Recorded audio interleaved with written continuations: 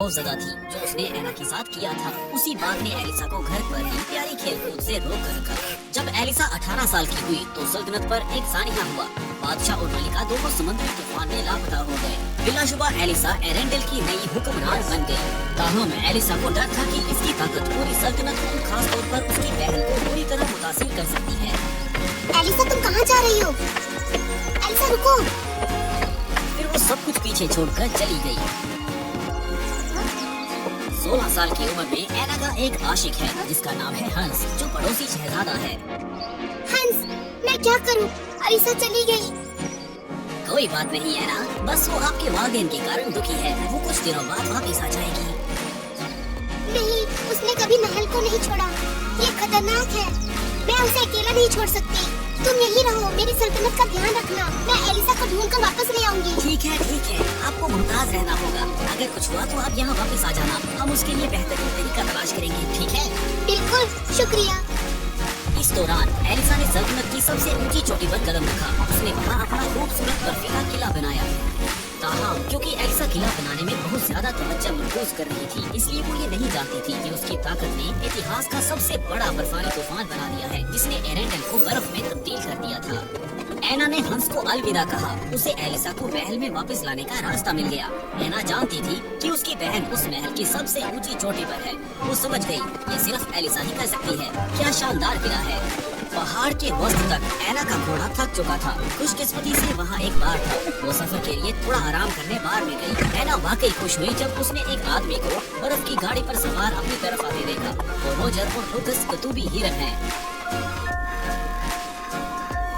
सलाम, मैं वहाँ चोटी पर जाने की जल्दी में हूँ और मेरा घोड़ा थक गया है।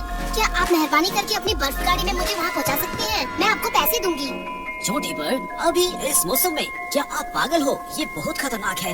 हाँ, वाकई अहम है। मैं आपको 2 गुना नहीं 3 गुना पैसे दूंगी। ठीक है, मैं आपको वहाँ ले जाऊंगा। फिर एना अपनी बहन की तलाश में अपने रास्ते पर चल पड़ी। गाड़ी अंधेरे में तेजी से आगे बढ़ी। आखिरकार बहुत ही मुश्किलात और चुनौती के साथ एक लंबी रात के बाद एना एलिसा के एक महल में पहुंच गई। उन्होंने ओल्स बर्फीले मानव से मुलाकात की, जिसे एलिसा ने नौकर बनने के लिए मनाया था। सलाम, आप कौन हो और क्या चाहते हो? सलाम, मैं एना हूँ और ये मेरे दोस्त रोजर और लुकास है। मैं यहाँ अपनी बहन एलिसा को ढूंढने आई हूँ। तो क्या एलिसा यहाँ इस महल में रहती है? एना, तो आप एना हैं जिसके बारे में मास्टर हमेशा बात करती है। मास्टर, सही है, ये किला एलिसा का ही है। जी हाँ, मैं उनकी बहन हूँ। मैं उनसे मिलने आई हूँ। सलाम एना, मैं इस किले का नौकर एल्फ हूँ। मैं आपको उनके पास ले चलूंगा। वुल्फ खुशी खुशी एना और रोजर को एलिसा से मिलने महल ले गया। एना वाकई खुश थी जब वो अपनी बहन से मिली। एलिसा! एना, तुम यहाँ कैसे? और सल्तनत का क्या? मैं यहाँ आपके लिए आई हूँ। अरेंडल को आपकी जरूरत है। मैं नहीं जाऊंगी। मैं वापस नहीं जा सकती। मैं सल्तनत के लिए कोई मदद नहीं कर सकती। ये तुम सबके लिए बहुत खतरनाक है। मैं अपना मदद नहीं करूंगी। तुम वापस चले जाओ। सिर्फ देखिए, आपके जाने के बाद हर चीज बर्फ में ढकी हुई है। आप हुक्मरानी हैं। आपको अपने मुल्क का ख्याल रखना है। आप जानते हैं सूरज की रोशनी उस जगह पर वापस कैसे लाएं? ऐसा लगा जैसे इन अल्फाजों ने एलिसा को मुतासिर किया हो। वो हैरत से अपनी सल्तनत को देखने के लिए खिड़की की तरफ भागी। हरा भरा एरेंडल का बर्फानी एरेंडल बन गया। हरगिज़ नहीं।